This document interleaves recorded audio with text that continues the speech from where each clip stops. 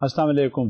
ہم نے اپنے پچھلے لیکچر میں سنا اور سمجھنے کی کوشش کی کہ کس طرح سے یہ باہر کے جو انٹرنیشنل ڈونر ایجنسیز ہیں وہ پارٹ پلے کرتے ہیں. اس کے بعد پھر کیا رول ہوا ان کا، ہماری اکنامک کرائسس کہاں تک ریزالو ہوئی، کس طرح سے اکنامک سسٹیننس ہمارا ہوا، اور کہاں کہاں سے یہ لوپ ہولس ہوئے، کیا فیکٹرز تھے جس کی بنیاد پر ہماری اکانومی کو فائنینشیل ڈرائیورز آگے تک لے جا سکے. یہ ہمیں پتہ چلا کہ کس طرح سے فیوچر چیلنجز ہمارے ملک کو کیا فیس ہوئے ہیں، اور ان فیوچر چیلنجز کے ساتھ ساتھ ہمیں اپنی اکانومی میں کیا رد و بدل یا تبدیلی کرنی چاہیے جس کی وجہ سے اور زیادہ سے زیادہ ہماری اکانومی جو ہے وہ اسٹیبل ہو سکے. اس میں ہمیں سب سے بڑی چیز یہ اندازہ ہوئی کہ یہاں ہماری سیکیورٹی اور سیفٹی جو فارن انویسٹمنٹ کی ہے وہ بہت ضروری ہے، اور وہ ایک ہمارے لیے چیلنج ہو جاتا ہے. اکثر ایسا ہوتا ہے کہ ہمیں اپیرنٹلی دور رہ کر بہت سی باتیں پتہ چلتی ہیں کہ یہاں انویسٹمنٹ سیف نہیں ہے، انویسٹمنٹ سیکیورڈ نہیں ہے، ریٹرنز پراپر نہیں ہے، جو انویسٹمنٹ ہوگا پتہ نہیں وہ یہاں پرسنل جو آ کے اس میں ڈائریکٹ کریں گے انویسٹمنٹ میں، وہ جو کام کرنے کے لیے آئیں گے ان کی سیکیورٹی ہے یا نہیں. بعض عناصر ایسے بھی ہوتے ہیں جس کی وجہ سے وہ سارا مسئلہ جو ہے وہ کھٹائی میں پڑ جاتا ہے. یہ ساری چیزیں دیکھتے ہوئے ہمیں جو سب سے بات سمجھ میں آتی ہے، جو ذہن میں آتی ہے، وہ یہ کہ ہمارا فارن انویسٹمنٹ کا جو نظام ہے وہ بہت زیادہ پروٹیکٹڈ ہونا چاہیے، جس سے جب کبھی بھی کوئی سچویشن ہمارے ساتھ ایسی ایڈورس ہو تاکہ جو فارن انویسٹمنٹ ہے اس پہ کوئی بھی حرف نہ آئے، کوئی آنچ نہ آئے. اب ہمیں یہ دیکھنا ہے کہ فارن ڈائریکٹ انویسٹمنٹ کو ہم زیادہ سے زیادہ کس طرح سے پروٹیکٹ کر سکتے ہیں اور اس کو اٹریکٹ کر سکتے ہیں، کیونکہ یہ ہماری کامیابی کا راز ہے. جتنا بھی ہمارے پاس فارن انویسٹمنٹ ہوگا اتنی ہی ہماری اکانومی گرو کرے گی. اور یہ آپ دیکھتے ہوں گے، آپ کو اندازہ ہوگا، جب کبھی بھی ہوگا آپ کو پتہ چلتا ہوگا، آپ بازار میں جاتے ہیں دیکھتے ہیں کہ وہاں پروڈکٹس آپ کے سامنے ہوتے ہیں، سب سے پہلے وہ آپ کو دکاندار جس سے آپ کوئی چیز مانگتے ہیں کسی بھی ریٹیل آؤٹ لیٹ پہ جا کر وہ چائنا کی بنی ہوئی چیزیں دکھا دیتا ہے، اور چائنا کی چیزیں وہ کچھ تو معیاری بہت زیادہ ہوتی ہیں. وہ ڈپینڈ کرتا ہے کہ آپ نے اپنی ریکوائرمنٹ چائنیز مارکیٹ میں کیا دی ہے، اور اس چائنیز مارکیٹ کے حساب سے وہ چیز اس نے بنا کر آپ کو دے دی. یہ ڈیولپمنٹ اور گروتھ ہے اکانومی کے حساب سے جو چائنا کی مثال ہمارے سامنے ہر وقت رہتی ہے. تو یہ مرحلہ ہے ہمارے لیے جس سے یہ ثابت ہوتا ہے کہ جتنا بھی ہمارے اندر ہمارے ملک میں فارن ڈائریکٹ انویسٹمنٹ ہو سکتا ہے اس سے ہماری اکانومی کا سسٹیننس اور اکانومی کی گروتھ ہے. اس کے بڑے فار ریچنگ کانسیکوینسز ہوتے ہیں. ہمارے پر کیپٹا انکم جو ہے اس کا لیول ریز ہوتا ہے، ہمارا گروس ڈومیسٹک پروڈکٹ انکریز ہوتا ہے، جی این پی سے بھی متاثر ہو جاتا ہے، وہ بھی اس میں بھی بہتری آتی ہے، بیلنس آف ٹریڈ اور بیلنس آف پیمنٹ میں بھی فرق پڑتا ہے. غرض کے سارے جو اس کے دور رس نتائج ہیں وہ اس سچویشن میں ہوتے ہیں. تو بیسک وجہ کیا ہوئی؟ بیسک وجہ فارن ڈائریکٹ انویسٹمنٹ ہے. اب ہم دیکھتے ہیں، اندازہ کرتے ہیں کہ یہ فارن ڈائریکٹ انویسٹمنٹ کس طرح سے ہماری اکانومی پر اثر انداز ہوتا ہے، اور اگر وہ فیکٹر جو فارن ڈائریکٹ انویسٹمنٹ سے ریلیٹڈ ہیں اگر سامنے آ جائیں اور ان کا ہمیں ڈیو کنسیڈریشن ہو اور پھر ان کا امپلیمنٹیشن ہو جائے تو وہ اکانومی کو کس طرح سے مؤثر بنا دیتے ہیں اور اس کا فعال اثرات ہر طرف مرتب ہوتے ہیں. آپ کو ہر طرف مالی آسودگی اور خوشحالی ہوگی. اس سلسلے میں ہم دیکھتے ہیں ایک slide. Pakistan must increase foreign direct investment if it intends to enhance the growth of its economy. The experience of the developing countries is that FDI, which is of course the foreign direct investment, is directly related to the economic growth. Two recent examples from the developing world are China and India. The following factors have proven to be critical for attracting foreign investment. اب یہ جو فورن investment کی بات آپ سے کی ہے وہ فورن انویسٹمنٹ ایک آپ کو دو بڑی بڑی اکانومیز کی ایگزامپل بھی دی، چائنا کی اور انڈیا کی. چائنا کی جیسے میں پہلے بھی آپ سے بات کر رہا تھا، اگر آپ چائنیز مارکیٹ میں جا کر دیکھیے، اگر آپ 5 روپے کی چیز کہیں گے بنا کے دینے کو تو وہ بنا دیں گے، 500 روپے کی بھی وہی چیز بنا دیں گے. Depends upon the quality of the material that is being required. The quality is the real factor. And of course, based with the qualitative production, you have to come back to your country and give it to your country whatever they need. And unless and until the need is determined, you cannot ascertain anything else other than that. So this is just the creation of the foreign direct investment. وہ جب investment ہمارے پاس آتا ہے، ہمارے پاس technology آتی ہے، ہمارے پاس capital آتا ہے، ہمارے پاس جنریشن آف ریونیو ہونے لگتا ہے، تو ہمارے اندر اسٹیبلٹی خود بخود ہونے لگتی ہے. اب یہ کچھ ایسے فیکٹرز ہیں جس کی وجہ سے یہ بڑے کرٹیکل کہے جاتے ہیں کس طرح سے فورن ڈائریکٹ انویسٹمنٹ ہمارے ملک میں آ سکتا ہے. آئے ہم اس کا بھی ایک جائزہ لیتے ہیں. World class physical infrastructure.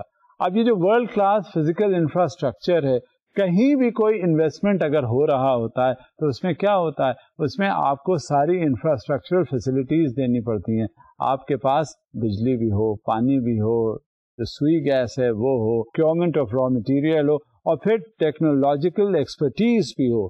جب تک آپ کے پاس ٹیکنالوجیکل ایکسپرٹیز نہیں ہوگی، how you can shape every thing up. You should know how it is going to be invested. اب سب سے زیادہ جو اہم چیز ہوتی ہے جب ٹیکنالوجی ہمارے پاس نہیں ہوتی، جب ہم کسی انویسٹر کو بلاتے ہیں، وہ اپنے ساتھ ہمیں یہ محسوس کر کے کہ ہم شاید ٹیکنالوجیکلی اس ایریا میں اتنے ایڈوانس نہیں ہیں، وہ ہمیں ٹیکنالوجیکل ایکسپرٹیز بھی پرووائڈ کرتا ہے. اور جب ٹیکنالوجیکل ایکسپرٹیز ہماری پرووائڈ ہوتی ہے تو ہم اس کو ایکسیپٹ کر کے اور ہم بندے اسی حساب سے ٹرین کرتے ہیں.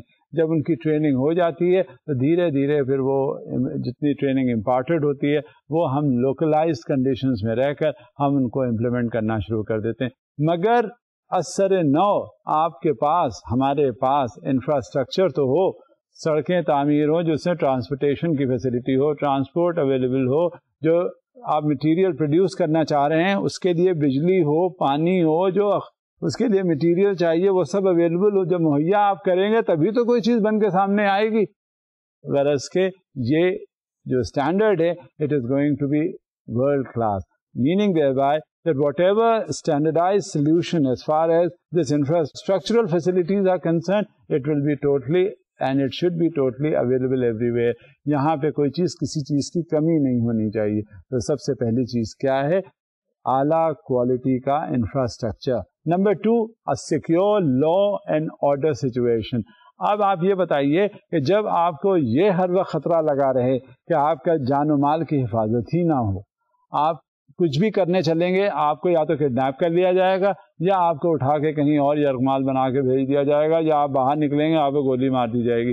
ایسی سچویشن میں، ایسے کنڈیشنز میں آپ کام کر سکتے ہیں؟ نہیں کر سکتے. تو یہ بیسس ہے. جب تک کہ آپ کسی شخص کو پروٹیکشن پرووائڈ نہیں کریں گے، اس کی جان و مال کی حفاظت نہیں ہوگی، اس وقت تک وہ دل جمعی سے کام بھلا کیا کرے گا. So therefore the need of the hour is always as far as the attraction of the foreign direct investment. اب آپ اپنی مثال لیجئے، آپ ہی کہیں باہر جائیں اور وہاں جا کر کچھ انویسٹمنٹ کرنا چاہیں، کچھ وہاں جا کر تجارت کرنا چاہیں، وہاں جا کے کچھ اپنی ٹیکنالوجیکل ایکسپرٹیز کو پھیلانا چاہیں، تو آپ کیسے کام کر سکتے ہیں؟ کام اس وقت آپ کا ہوگا جب آپ ذہنی طور سے اتنے سکون میں ہوں گے کہ ہاں آپ گھر سے نکلیں گے اور کوئی آپ کو مار نہیں دے گا، واپس بھی گھر آپ اسی حساب سے آ جائیں گے. لیکن جہاں یہ نہ ہو وہاں ایڈوانسمنٹ نہیں ہوتا. تو primary requisite also for the foreign direct investment is a secure law and order problem. Next is the skilled and productive labor. اب ساری لیبر تو باہر سے آنے سے رہی، آپ کو اپنی لیبر خود پروڈیوس کرنی ہوگی، اور وہ خود پروڈکشن اسی وقت ہوگا جب آپ نے ولنگ ورکر کو لے کر آئے ہوں گے اور ان کی ٹریننگ آپ نے ان سے امپارٹ کروائی ہوگی. کیونکہ جب تک آپ اپنے اندر وہ اسکل ڈیولپ نہیں کریں گے اس وقت تک وہ بڑی جو پروڈکشن ہو رہا ہے اس وقت تک یہ بہت ان اکنامیکل پڑے گا. کیونکہ باہر سے آپ کہاں تک لیبر فورس امپورٹ کرتے رہیں گے. پھر ایسی لیبر فورس جو جب کام کرے تو اس کا نتیجہ برآمد ہو، that should be productive at the same time as well. کیونکہ آپ نے لا کے لگا دیا، جیسے کہ ہماری عادت ہے، ہم 9 سے 5 گئے، ہم نے کام کیا، بیٹھے رہے، گپے ماری، دفتروں میں ادھر ادھر کی بات کی اور پھر چلے آئے. جب تک ہمارے اندر یہ صلاحیت اور اجاگر نہیں ہوتی، ہمیں پتہ نہیں چلتا کہ ہاں ہم جو کام کر رہے ہیں وہ مانیٹر ہوتا ہے، ہم جو کام کر رہے ہیں وہ دیکھا جاتا ہے at the end of the day کہ کیا کام ہو رہا ہے. جب تک یہ صورتحال نہیں ہوگی اس وقت تک ہم پروڈکشن ایبلٹیز ہماری پوری نہیں ہوں گی. لہذا ہمیں اسکلڈ لیبر کی ضرورت ہے. اگر کہیں کہیں اسکل نہیں ہے تو ہم ٹریننگ امپارٹ کر کے ان کو اسکلڈ بنا لیں, اور وہ اسکلڈ لیبر پھر جب وہ پروڈکشن میں آئے اور وہ پروڈیوس کرنے لگے تو اس میں ہمیں پتہ چلتا ہے کہ واقعی ہاں یہ پروڈکشن تو ہوا ہے, اور یہ پروڈکشن کس انداز میں ہوا ہے اور اس کی کیا افادیت ہے. لہذا skilled and productive labour force is the need of the hour as well. پھر جب بھی کبھی کوئی پلان ہو, جب بھی کبھی کوئی ایسا سلسلہ ہو, پروڈکشن میں آئے تو نئی نئی چیز آنی چاہیے سامنے, اور وہ پروڈکشن کی چیز کیا ہوتی ہے. اس سلسلے میں ہم ایک سلائڈ دیکھتے ہیں. Innovative capacities, agglomeration of efficient suppliers, competitors, well developed institutional infrastructure. اب یہ جو انوویٹو کیپیسٹیز ہیں, انوویٹو کیپیسٹیز کیا ہیں؟ روزمرہ وقت کے حساب سے, وقت کی بدلتی ہوئی ضرورت کے حساب سے آپ نئی نئی چیز سامنے لے کر آئیں. اب یہ تو نہیں کہ آج ہمیں ضرورت نئے ماڈرن ٹرانسپورٹ سسٹم کی ہے, اب ہم وہی ریڑے پہ چلے جاتے ہیں سامان لے کر کہیں, یا ہمیں ضرورت ہے فاسٹ موونگ ٹرانسپورٹ کی. ہمیں پتا چلا کہ وہ ایک وہی جو پرانا سلسلہ ہے ٹرانسپورٹیشن کا کہ کیملز کے اوپر لے کے ہم جا رہے ہیں, وہ ضرورت ہماری نہیں ہے. اس وقت کی ضرورت وہ تھی. ٹیکنالوجیکل ایڈوانسمنٹ ہو گیا ہے, اب ہمیں نئے نئے امپرووائزیشنس کی ضرورت ہے, اور جیسے جیسے یہ امپرووائزیشن ہوتا جائے گا ہماری اکانومی ہمیشہ گرو کرے گی. لہذا اور پروڈکٹس بھی اسی حساب سے آئیں. اب وقت کے ساتھ ساتھ ضروری نہیں ہوتا. اب تو آپ دیکھیے جب سائنٹیفک ٹیکنالوجی کا حال ہے, اب یہ موبائل فونز ہیں, سیلولر فونز ہیں, یہ آپ ایک سے ایک جو بھی سامنے آئے گا وہ ایک انوویٹو قسم کا موبائل فون اس کے ہاتھ میں ہوتا ہے, اور رات دن آپ اس کا کمرشلز, اس کا ایڈورٹیزمنٹ یہ اخباروں میں دیکھتے ہوں گے اور ٹی وی پہ دیکھتے ہوں گے, کیونکہ جب تک یہ آپ سامنے وہ پروڈکٹ لے کے آئیں گے اس کے کچھ ہی دن اگر گزرتے ہیں تو وہاں یہ پتہ چل جاتا ہے کہ وہ چیز جو ہے وہ پرانی ہو گئی. اب جہاں یہ سچویشن پیدا ہوتی ہے تو وقت کے ساتھ ساتھ وہ اور انوویشنز آتے ہیں. کمرشلز آئے, MP3 بھی لے لیں, پھر کمرشل آیا کہ آپ اس میں ریکارڈ بھی کر سکتے ہیں, پھر بلوٹوتھ کا بھی ہو گیا, ایک دوسرے سے پہلے 5 میٹر تک کر سکتے تھے, اب آپ 50 گز تک کر سکتے ہیں. Similarly it goes on and on, it is an endless project and it continues with the requirement and passage of time. تو یہ کیا ہے, یہ انوویشنس کی ریکوائرمنٹ ہوتی ہے, اور انوویشن کس بیسس پہ ہوتا ہے, وہ ریکوائر کرتا ہے کہ جو کنزیومرز ہیں, جو کسٹمرز ہیں, انہیں چاہیے کیا. اسی حساب سے مارکیٹنگ نیش بن جاتی ہے, اسی حساب سے جو آپ کا ٹارگیٹ مارکیٹ ہے اس کی ریکوائرمنٹس آپ پوری کرتے ہیں. اور یہ اسی وقت ہوتا ہے جب پہلے آپ ریسرچز وغیرہ کنوے کر لیتے ہیں, اور ریسرچز کنوے کرنے کے بعد آپ وہ پروڈکٹ مارکیٹ میں لاتے ہیں, اور وہ پروڈکٹ پھر لیٹلی اس کے حساب سے ہوتا ہے جیسے آپ کی ریکوائرمنٹ ہے اور وقت کی ضرورت ہے. So this is known as the innovative capacities. پھر اس کے بعد یہ ہے کہ اگر ایک سچویشن ایسی رکھ دی گئی کہ ایک بندہ ہے اور وہ اس نے کام کیا, اس میں پھر وہ ریفائنمنٹ اتنا پیدا نہیں ہوتا, اس میں پھر کانٹیسٹ اتنا نہیں ہوتا, اتنا وہ کمپیٹیٹیو نہیں ہوتا. بات یہ ہوتی ہے کہ جیسے اگر ایک میں نے موبائل کی مثال آپ کو دی, اگر ایک ایکس کمپنی کا موبائل ہے, دوسرے وائی کمپنی کا موبائل ہے, تیسرے زی کمپنی کا موبائل ہے, جب آپس میں یہ مل کر سامنے کمپیٹیٹیو انوائرمنٹ آپ کے کریٹ ہوگا تو معلوم ہوگا کہ آپ کیا پروڈکٹ فیچرز دے رہے ہیں, اس کا مارکیٹ میں کیا اویلیبل ہے اور کس پرائس پہ اویلیبل ہے.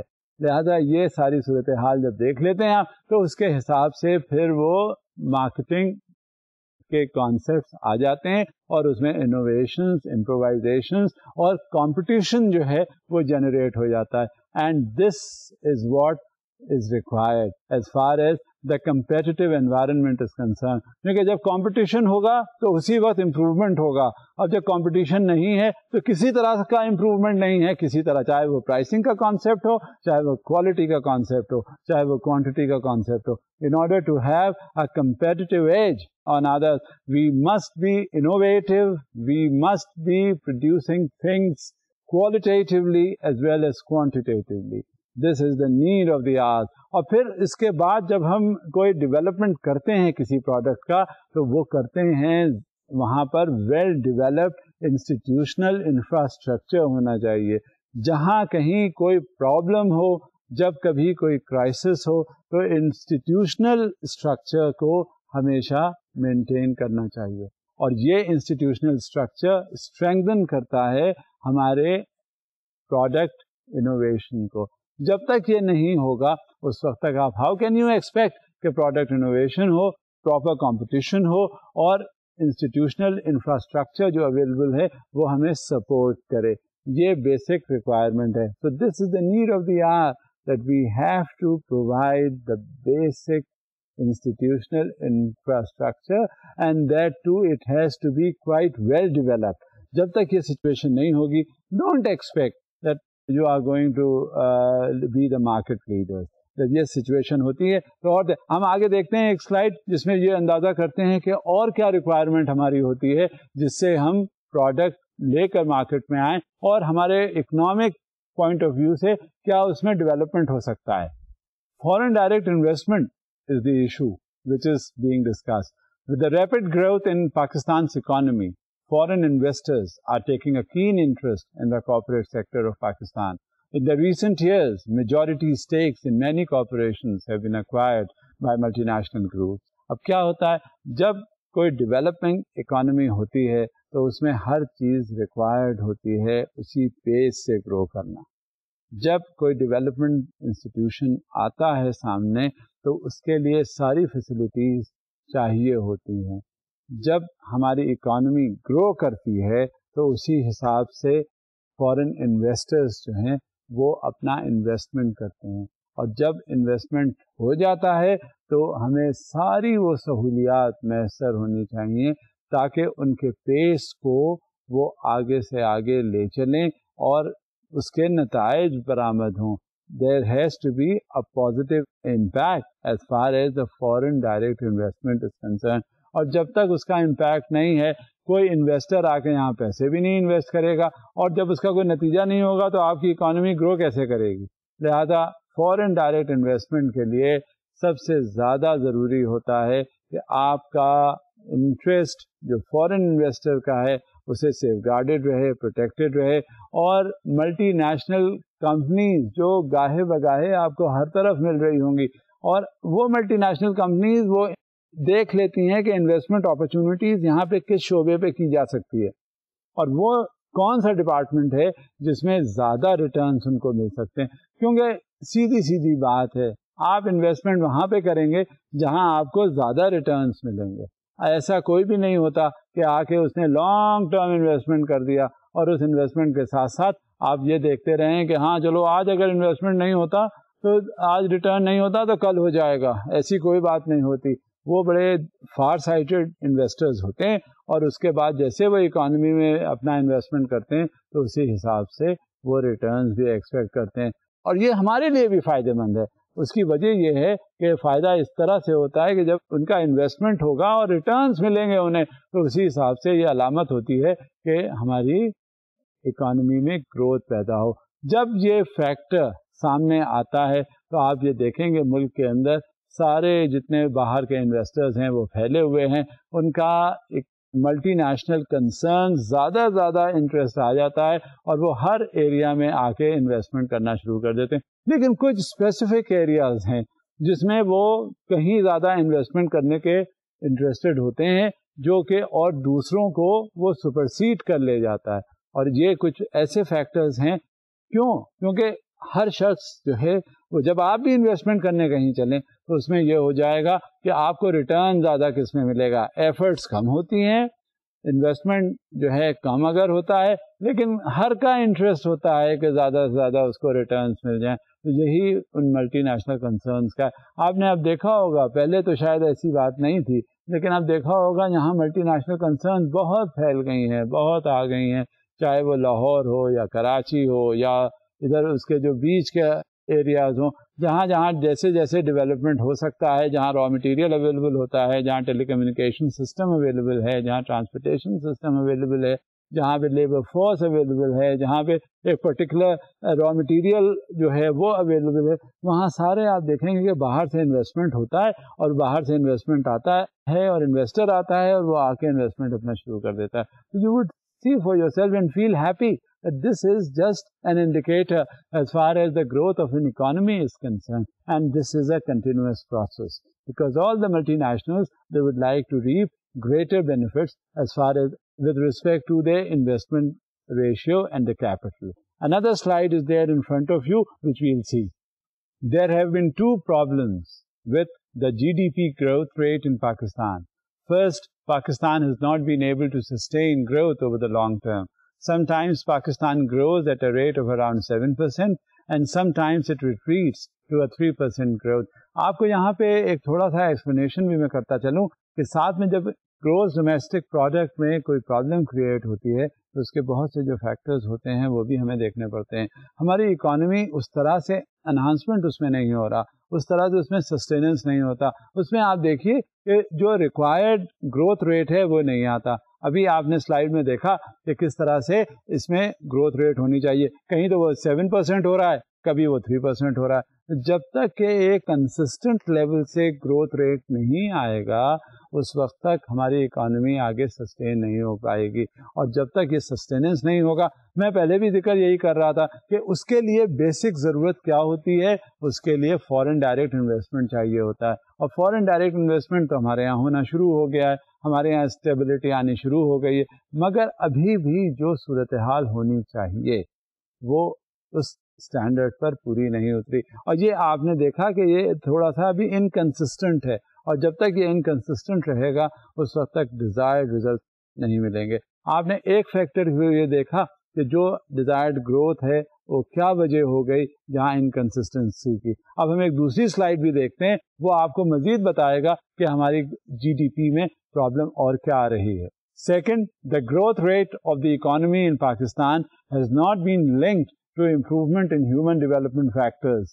Basic indicators are like education, health, poverty, safe drinking, water, etc. have been neglected in Pakistan. اب یہ بیسک نیڈز ہیں, اور جب تک یہ بیسک نیڈز ہماری پوری نہیں ہوں گی اس وقت تک آپ یہ کیسے ایکسپیکٹ کریں گے کہ ہماری گروس ڈومیسٹک پروڈکٹ میں اضافہ ہو اور اس میں ہر طرح سے امپروومنٹ ہو. اب سب سے پہلی چیز یہ ہے ایجوکیشن. آپ یہ دیکھیے کہ ہماری لٹریسی کتنی ہے.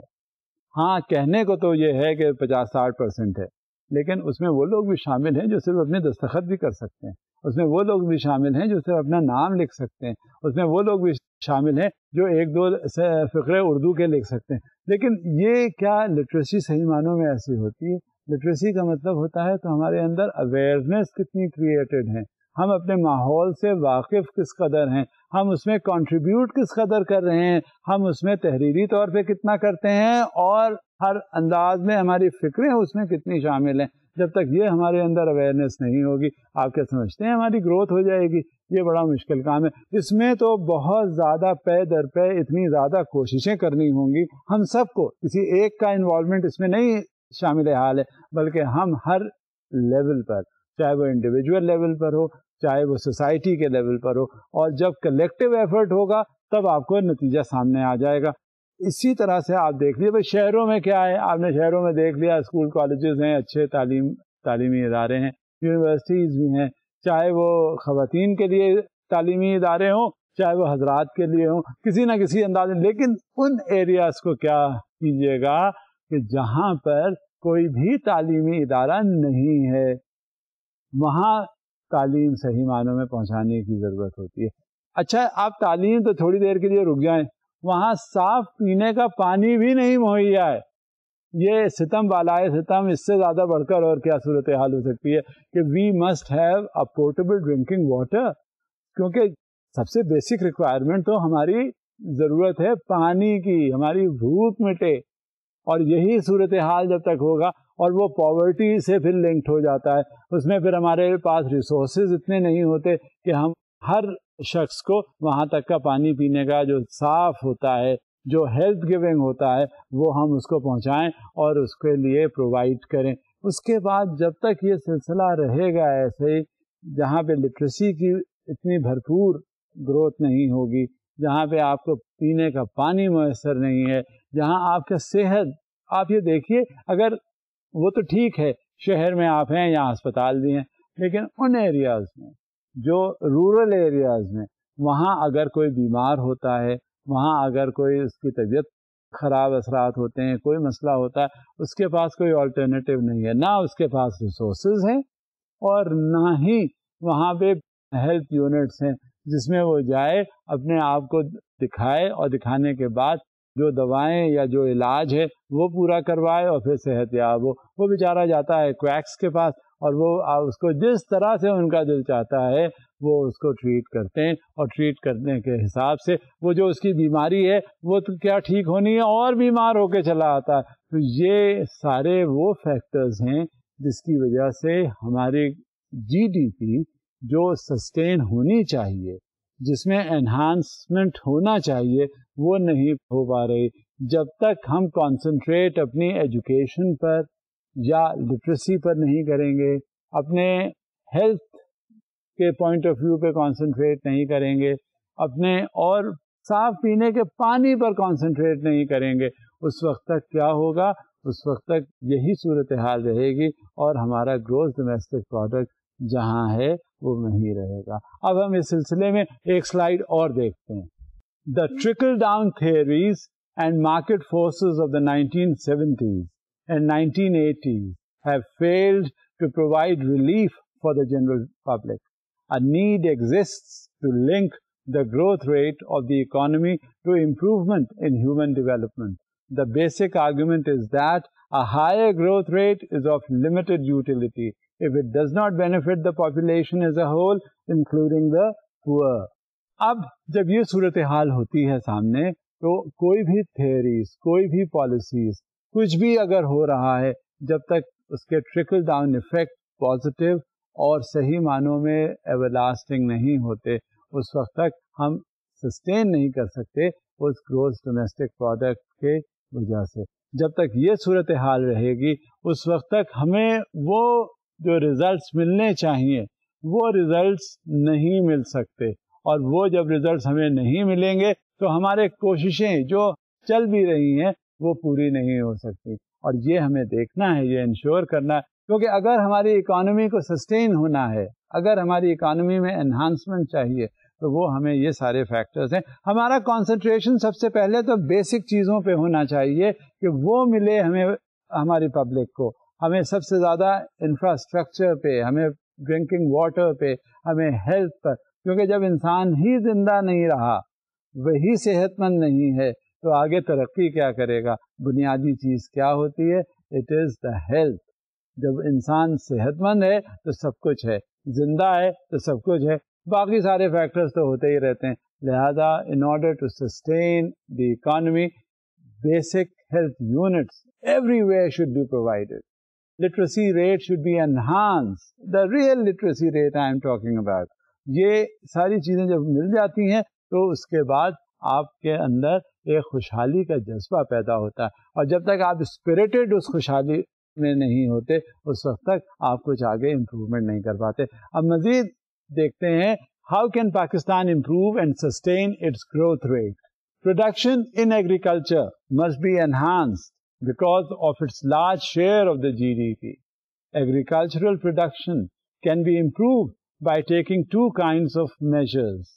First, the government must provide facilities to small and medium landowners to cultivate their lands. These facilities may include the provision of seeds, fertilizers, machinery, and water. اب یہ بیسک چیز ہے، میں جس کا آپ سے پہلے بھی اپنے لیکچرز میں ذکر کر چکا ہوں کہ ہمارا بیسس کیا ہے؟ ایگریکلچر. جب تک ہم ایگریکلچر کو اس انداز میں نہیں فروغ دیں گے اس وقت تک کیا ہوگا؟ اس وقت تک سارا کنفیوژن کریٹڈ رہے گا. کیونکہ دیکھیں ہر کنٹری کی اکانومی جو ہے وہ کسی نہ کسی انداز میں کوئی بیسس ہوتا ہے اپنی ایگزسٹنس کا، اور جب وہ ایگزسٹنس کا بیسس ہوتا ہے تو اسی حساب سے وہ اکانومی جو ہے وہ فلرش کر رہی ہوتی ہے. اب ہمارا بیسس جو ہے وہ کیا ہے؟ ہماری بیسس جو ہے وہ ایگریکلچر ہے. اس میں ڈیزائرڈ آؤٹ پٹس ہونے چاہیے، اور ڈیزائرڈ آؤٹ پٹس کیسے ہوں گے؟ آپ کو پیسٹیسائڈز ملیں، آپ کو سیڈز ملے، آپ کو لیٹسٹ سوئنگ ٹیکنالوجیز آپ کو امپارٹ کی جائیں، آپ کو ٹولس اور امپلیمنٹس آپ کو دیے جائیں جو لیٹسٹ ہو رہے ہیں. دنیا میں کس طرح سے موڈ آف ایگریکلچر ہو رہا ہے وہ آپ کو سمجھایا جائے, آپ کو ہر طرح سے اس کی فیسلٹیز پرووائڈ کی جائیں, آپ کو انفراسٹرکچر اس کے لیے دیا جائے. جب آؤٹ پٹ آپ کا ہو جائے تو آپ کے فارم سے لے کر روڈ تک, مارکیٹ تک آپ کے لیے انفراسٹرکچر روڈ کی نیٹ ورک کی شکل میں پرووائڈ کیا جائے. جب یہ ساری چیزیں ہوں گی تو کیا آپ سمجھتے ہیں خوشحالی نہیں ہوگی؟ آپ کیا سمجھتے ہیں جی ڈی پی انکریز نہیں کرے گا؟ یہ ساری علامتیں ہیں خوشحالی کی. اور جب تک یہ ایسا نہیں ہوگا, کیونکہ ہم اپنی بیسس کو نہیں ختم کر سکتے, اور ہمارے بیسس, ہمارے فاؤنڈیشن, ہم جس پہ بیس کرتے ہیں وہ کیا ہے؟ وہ ایگریکلچر ہے. اور اس میں صحیح معنوں میں ترقی جب تک نہیں ہوگی ہم ترقی نہیں کر سکیں گے. ہم سوئچ اوور کرنا چاہتے ہیں, بھائی ٹھیک ہے یہ کسی نے منع نہیں کیا کہ آپ ایگرو بیسڈ آپ کی اکانومی ہے تو آپ ایگریکلچر سے ہٹ کے انڈسٹری پہ نہ آئیں, ضرور آئیں. جب تک ایگریکلچر آپ کا انہیرنٹ فیلڈ ہے, انہیرنٹ ایریا ہے, جب تک یہ نہیں ہوگا اس وقت تک آپ کا جو خاطر خواہ ترقی کا معیار ہے اور رفتار ہے وہ پوری نہیں ہوگی. اب ہم دیکھتے ہیں مزید. Second, the government must play an important role in determining the prices of the goods produced in the agriculture sector. It is really discouraging to farmers when they are not getting adequate prices for their products, exacerbating rural flight to urban areas. اب یہ کیا ہے؟ یہ سب سے بڑی چیز یہ ہے کہ آپ کو جب ڈیو ریٹرنز جو کام آپ کر رہے ہیں اس میں نہ ملیں تو آپ پھر بہت مایوس ہو جاتے ہیں, حوصلہ شکنی ہوتی ہے آپ کی. ظاہر ہے جب ایک کام آپ کریں, اب نتیجہ کیا ہے؟ آپ اپنی ہی مثال دیکھیں. آپ پڑھ رہے ہیں, آپ اسٹوڈنٹ ہیں, آپ محنت کرتے ہیں, محنت کرنے کے بعد آپ کمرے امتحان میں آتے ہیں, وہاں امتحان دیتے ہیں.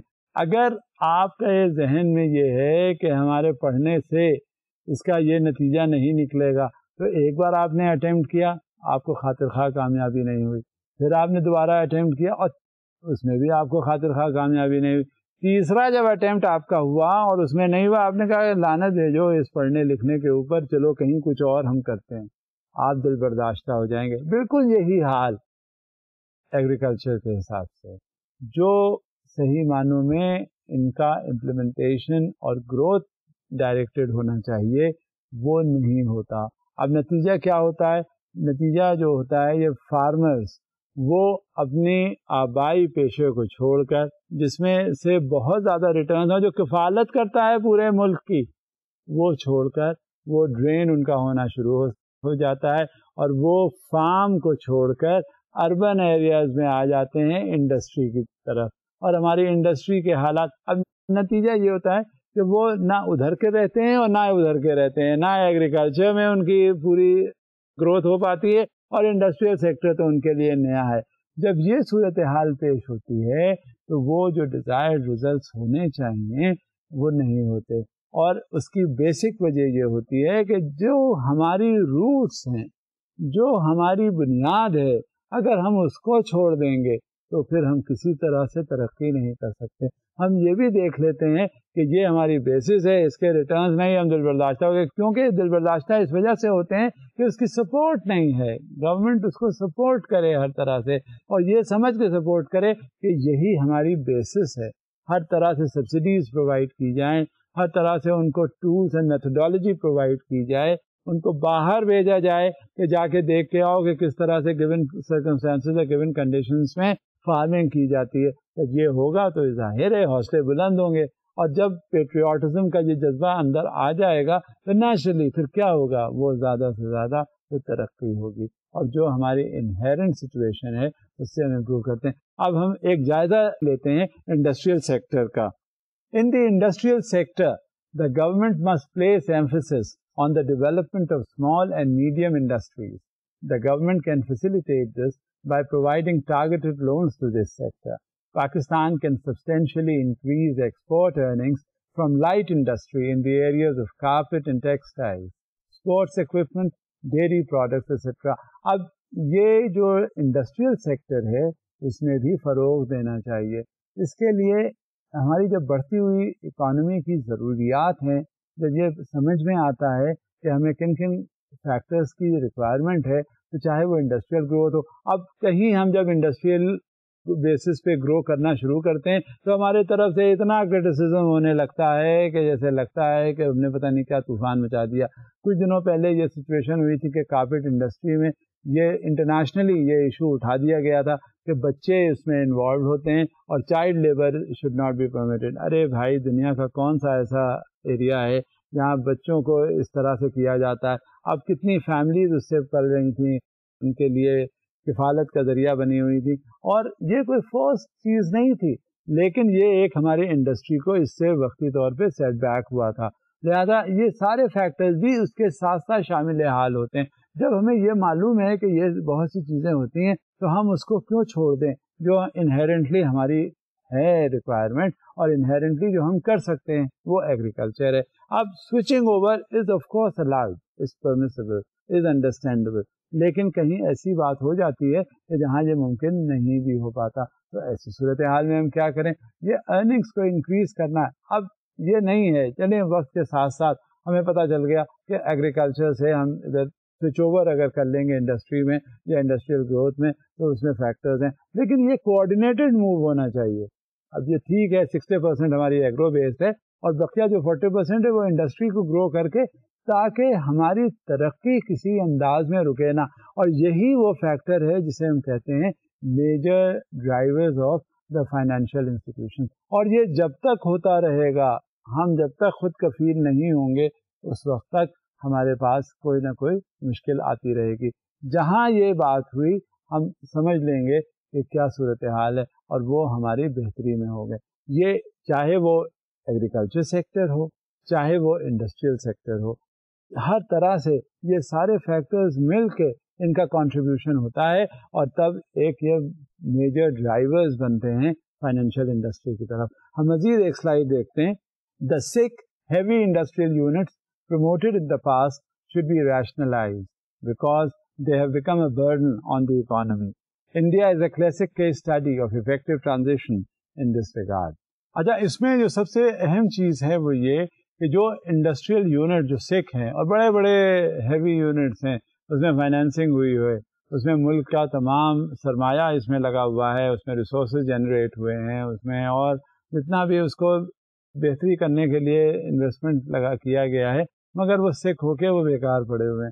تو ایسے سکھ یونٹس جو ہر طرح سے کارآمد بن سکتے ہیں، ان کو کم سے کم ریجووینیٹڈ ایفرٹس کے ساتھ ان کو ریسٹور کیا جائے. اور جب تک وہ سکھ یونٹس ریسٹور ہو جائیں تو نیچرلی وہ بھی ان کا کنٹریبیوشن ہوگا ہماری اکانومی کے ساتھ ساتھ، اور جب وہ اکانومی میں کنٹریبیوٹ کرنے لگیں گے تو ہمیں پتہ چل جائے گا کہ وہ انویسٹمنٹ جو ہمارا پہ ہوا تھا اور اس وقت تک وہ بیکار پڑا ہوا تھا، وہ کارآمد ہو گیا، وہ فعال ہو گیا. لہٰذا جب تک یہ صورتحال ہوتی ہے اس وقت تک جتنے بھی انڈسٹریل یونٹس ہیں، اور یہ ہمارے جو ملک ہمسایہ ملک ہیں، دوسری اور مثالیں ہیں کہ جہاں یہ دیکھ لیا جاتا ہے، محسوس کر لیا جاتا ہے کہ یہ یونٹ جو ہے وہ کارآمد بنایا جا سکتا ہے، تو کیوں نہ اس کو بنائیں؟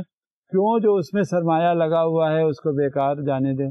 کیوں جو اس میں ریسورسز لگے ہیں، چاہے وہ اسکلڈ لیبر ہو، چاہے کسی اور طرح کا ہیومن ریسورس ایلیمنٹ ہو، چاہے وہ پروکیورمنٹ آف را مٹیریل اس کا پڑا ہوا ہے، کنٹینیوس ہے، اس میں اور کوئی بھی قباحت ہو سکتی ہے، لیکن جب یہ ایک مؤثر انداز میں وہ پروڈکشن ہو سکتا ہے اس میں، تو کیوں نہ کیا جائے. ایسے یونٹس جو اس طرح سے سکھ یونٹ ڈکلیئر کر دیے گئے ہیں، ان کا ریشنلائزیشن کیا جا سکتا ہے، اور ریشنلائزیشن کرنے کے ساتھ ساتھ وہ فیکٹرز جس کی وجہ سے وہ سکھ قرار دے دیے گئے ہیں ان کو ریموو کر کے اور ان کو پھر ایک بار پھر سے مین اسٹریم لائن آف بزنس میں لایا جا سکتا ہے. یہ اس سے ہماری اکانومی کو بہت زیادہ مثبت اثرات ہوں گے، اور جب تک یہ صورتحال ہوگی اس وقت تک ہم پھر بہتر ہو سکیں گے. اور یہی وہ فیکٹرز ہوتے ہیں جس میں گروتھ ڈومیسٹک پروڈکٹ یا جو ہماری اکانومی کی گروتھ ہے وہ رجسٹر کرتی ہے. اچھا، یہ سارے تو فیکٹرز ہیں جس کی وجہ سے یہ ممکن ہو سکتا ہے، لیکن ایک چیز جو اور زیادہ محسوس ہو جاتی ہے کبھی کبھی کہ جب ہم اپنی بات کوئی کہتے ہیں، ٹھیک اسی وقت کوئی دوسرا کچھ اپنی بات کہنا شروع کر دیتا ہے. تو جب تک ہمارے اندر یہ کوآرڈینیٹڈ ہارمنی نہیں ہوگی، اس وقت تک ہماری ملک کی ترقی میں کیسے اضافہ ہوتا جائے گا. لہذا جب کبھی بھی ہو So we are no doubt quite patriotic, and in every way we want the progress of the economy on an even keel in every province, in every city, in every area. We would like definitely to have progress in this regard. But whatever has been considered, that at least inter-provincial harmony should always be there. اور at Times یہ کبھی کبھی ایسا یہ factor ہو جاتا ہے جس کی وجہ سے ہماری اکانومی پر بڑے منفی اثرات مرتب ہو جاتے ہیں. اور آئیے ہم اس سلسلے میں ایک سلائڈ دیکھتے ہیں. There is a need to create inter provincial harmony in Pakistan. In the past, there has been a perception of deprivation and exploitation of the smaller provinces by the larger ones. Inter-provincial tensions have revolved around issues of resource distribution, investment, and employment, water issues, etc. These factors hinder the growth rate of the economy. Pakistan needs to create inter-provincial harmony to achieve better growth. اب اس میں کیا ہے، جو growth ہماری ہوتی ہے اس میں کہیں رکاوٹ ہو جاتی ہے. بس رکاوٹ نہیں ہونی چاہیے. ہر انداز میں ہمارے جو پانی کا مسئلہ ہے، پانی اگر ہم نے پیا، آپ نے پیا، ہمیں تو فرحت ہوئی، آپ کو بھی فرحت بخشی گئی. لہٰذا اس میں حرج ہی کیا ہے؟ اس سے ہمارے دور رس نتائج ہوتے ہیں اور ہمارے اکانومی پر بہت پازیٹیو ڈیولپمنٹس ہوتے ہیں. لہٰذا it is always advisable to be coordinated and of course having harmonious relationship. اب جب یہ سچویشن ہو جاتی ہے اکانومی کی صورتحال اور اکانومی ہماری ڈیولپ ہو جاتی ہے، ہم اکانومی گرو کرنا شروع کر دیتے ہیں، تب اس میں ہمارے ایفرٹ ضرور ہونے چاہیے towards the achievement of favourable balance of trade. یعنی فیوریبل بیلنس آف ٹریڈ کا مطلب یہ ہوتا ہے کہ اگر ہمیں ضرورت کے حساب سے کچھ چیزیں باہر سے منگوانی پڑیں تو ایسا نہیں ہے کہ ہم سے چیزیں باہر سے منگواتے ہی چلے جائیں اور ہم یہاں سے کچھ نہ کریں. اب آپ کو مثال میں نے پہلے بھی دی ہے، آپ یہ دیکھ لیجئے جاپان کی مثال آپ کے سامنے ہے. اس کے بعد اپنا کچھ بھی نہیں ہے، وہ کہیں سے کچھ امپورٹ کرتا ہے، بناتا ہے، اسمبل کرتا ہے، مینوفیکچر کرتا ہے، اور وہی جو باہر سے مال منگواتا ہے اس کے بعد وہ فنش پروڈکٹ بنا کر ایکسپورٹ کر دیتا ہے. اور دیکھیے اس کی اکانومی کا حال، وہ ورلڈ میپ پر سب سے پہلے نمبر اس کا آتا ہے. کہیں بھی کوئی بات ہوگی جاپان از نمبر 1. یہ صورتحال جو ہے وہ ہم اپنی اکانومی کو اسٹیبلائز کیوں نہیں کر سکتے؟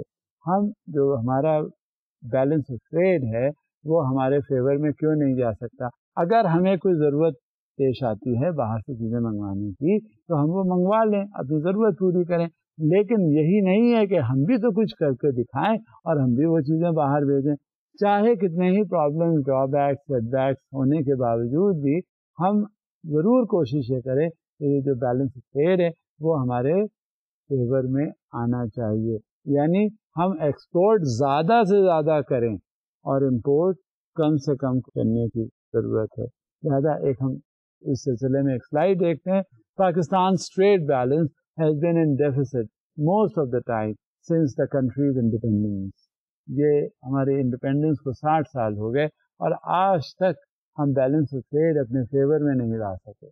بیلنس آف ٹریڈ فیور میں لانے سے ہماری اکانومی ایک دم سے آپ دیکھیے گا ریپڈ رائز، ریپڈ گروتھ اس میں ہوگی. اور جب تک اس میں ریپڈ گروتھ نہیں ہوگی اس وقت تک آپ کیا سمجھتے ہیں ہماری اسٹینڈرڈ آف لیونگ میں کوئی فرق پڑے گا؟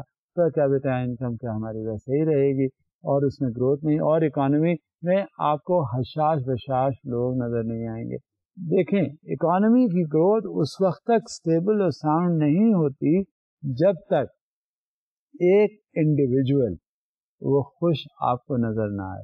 یہاں آپ نے پہلے بھی دیکھا سنا کہ rich is becoming richer, poor and پورر. یہ کیا بات ہے؟ بات تو یہ ہے چاہے وہ میں ہوں یا آپ ہوں، سب کے چہرے پہ ہنسی، سب کے چہرے پہ مسکراہٹ، سب کے چہرے پہ ایک عجیب اطمینان کا تاثر جب تک نہیں ہوتا اس وقت تک اکانومی اسٹیبل نہیں ہوتی. اور یہ اسی وقت ہو سکتی ہے جب یہ سارے فیکٹرز جن کا ذکر میں آپ سے اکثر کرتا چلا آ رہا ہوں وہ سارے، اور اسی میں یہ بیلنس آف ٹریڈ بھی ہے. جب تک بیلنس آف ٹریڈ ہمارے فیور میں نہیں ہوگا اس وقت تک یہ رہے گی. اور انڈیپینڈنس سے لے کر اب تک یہ ہمارے فیور میں نہیں ہوا. Let's see further. Despite much effort by the successive governments to liberalize trade, Pakistan's trade regime still has many barriers that are preventing it from being successful. Pakistan has faced various problems in trying to integrate its economy with world markets. The opponents of economic integration with world markets argue that it will lead to deindustrialization of Pakistan. The basic problem for Pakistan is that its exports are mostly raw materials, which are subject to severe price fluctuations in international market prices. اب ہمیں کیا کرنا چاہیے کہ ابھی تک ہم raw materials منگواتے تھے باہر سے، اور را مٹیریلس منگواتے تھے کچھ حصے تک، اور پھر انہی را مٹیریلس کو کر کے جن ریکوائرمنٹ ہوتی تھی باہر بھیجنے کی، تو وہ را مٹیریلس ہم باہر بھیج دیا کرتے تھے اور مسلسل بھیجے جا رہے تھے. اب ہوتا کیا ہے کہ جب ہم را مٹیریلس ایکسپورٹ کرتے ہیں تو دوسرا یہ کہ وہ اتنی قیمت نہیں دیتا آپ کو. اور قیمت کیوں نہیں دیتا؟ کیونکہ وہ فنش پروڈکٹ تو ہوتا نہیں. اب جب تک وہ فنش پروڈکٹ نہیں ہوگا اس وقت تک جو افیکٹو پرائس ہے وہ آپ کو نہیں ملے گی، کیونکہ را مٹیریل کی کبھی پرائس آپ کو نہیں ملتی، آپ کو جو فنشڈ گڈس ہوتے ہیں ان کی ملتی ہے. تو یہ ہمارے اوپر اکثر کرٹیسزم ہوا ہے کہ Pakistan instead of exporting raw materials should send finished goods as well, اور اس ڈائریکشن میں اس میں کانسنٹریشن کر کے تاکہ جتنے فنش پروڈکٹس یہاں پہ جائیں گے، کیونکہ ویسے ہی آپ جب آپ کے سامنے فنش پروڈکٹس ہوتے ہیں تو آپ کو قیمت مانگنے میں کہنے میں آسانی ہوتی ہے، نہ یہ کہ یہ فنش پروڈکٹ نہیں ہے، یہ را مٹیریل ہے، یہ اس کا فنش پروڈکٹ بنے گا. وہ تو پھر جو پرائز ڈٹرمن کر دیتے ہیں اسی کے حساب سے آپ نے بھیج دیا، زیادہ بھیجا کم بھیجا یہ تو آپ کی ثوابدید پر ہے.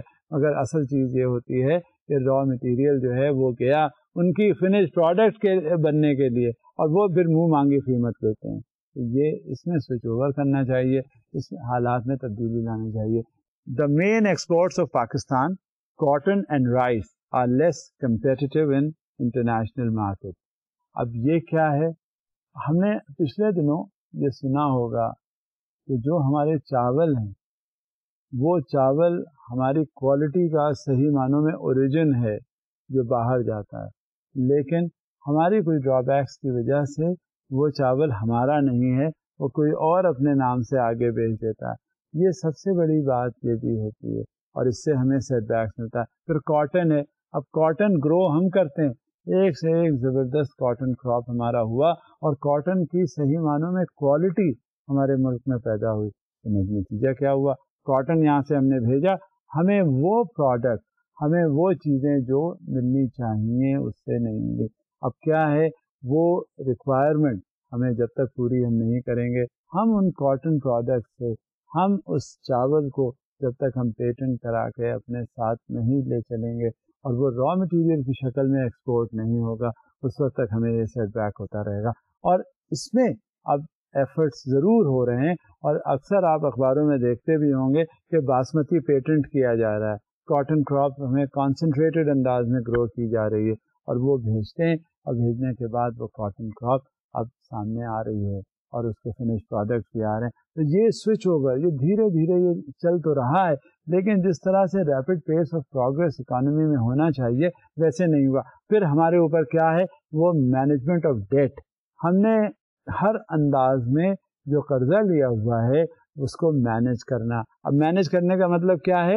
ہم نے قرضہ لے تو لیا، لینے کے ساتھ ساتھ کیا کرنا، اس کی واپسی بھی تو ہے، اس کی ادائیگی بھی تو ہے. That is why it is the prerequisite کہ آپ نے قرضہ لے لیا، آسانی سے لے لیا، لیکن اس کو مینیج بھی تو کرنا ہے. The external debt can be managed by taking the following policy measures. 1. Controlling the non-development expenditures of the government, which are currently consuming around 70% of public revenue. 2. Accelerating and sustaining the GDP growth rate. Number 3. Introducing an effective judicial system that strengthens accountability. This will help in reducing economic corruption and mismanagement. 4. Continuing austerity measures and containing current expenditures on the part of the government. Next, providing more incentive to Pakistani citizens abroad and foreign residents of Pakistan to transfer the currency into their country. Foreign remittances will help in building up the foreign exchange reserves, thereby reducing the demand on the public debt. So this is how we are going to manage the debt. Debt ہے کس طرح سے ہے, اسٹرینگننگ of institution سے ہے. کچھ بھی ہو جائے, آپ کے جو انسٹیٹیوشن اسٹرانگ ہے تو آپ کچھ بھی کر سکتے ہیں. بیوروکریسی اسٹرانگ ہے, پولیس ڈپارٹمنٹ اسٹرانگ ہے, آپ کا ڈیفینس اسٹرانگ ہے, ہر چیز اگر اسٹرانگ ہے تو you will emerge strong as well. اور یہ جب باہر سے ریمیٹنسز آئیں, باہر لوگ جائیں, وہ یہاں سے بھیجیں, وہ وہاں کا سارا جو ریکوائرڈ ہے, ہمارے یہاں پہ کرنٹ اکاؤنٹ ڈیفیسٹ ریموو ہو تو اکانومی خود ہی اسٹیبل ہو جائے گی. اور جب تک یہ اسٹیبلٹی کی طرف نہیں بڑھے گی اس وقت تک ہم آگے نہیں بڑھ سکیں گے. اب کچھ بھی ہو, یہ ہمارے اکنامک ریزیلینس کی طرف جاتا ہے. ہمیں مینیج کرنا پڑتا ہے کہ یہ ڈیٹ کس طرح سے مینیج کرتے ہیں, اور اکنامک ریزیلینس کیا ہے یہ ہم ایک سلائیڈ میں دیکھتے ہیں. Despite this record of sustained growth, Pakistan's economy had, until a few years ago, been characterized as unstable and highly vulnerable to external and internal shocks. However, the economy proved to be unexpectedly resilient in the face of multiple adverse events, concentrated into a 4-year period.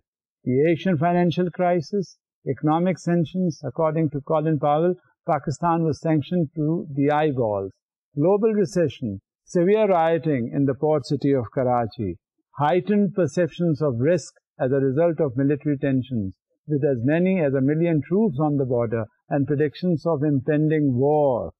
The post-9/11 military action, the 2005 Pakistan earthquake. This is all what is becoming of Pakistan's economy. And of course, it is understood. جب بھی کبھی کچھ ہو رہا ہوتا ہے, سمجھ میں آ رہا ہوتا ہے, اس کے اثرات ہمارے اوپر ہوتے ہیں.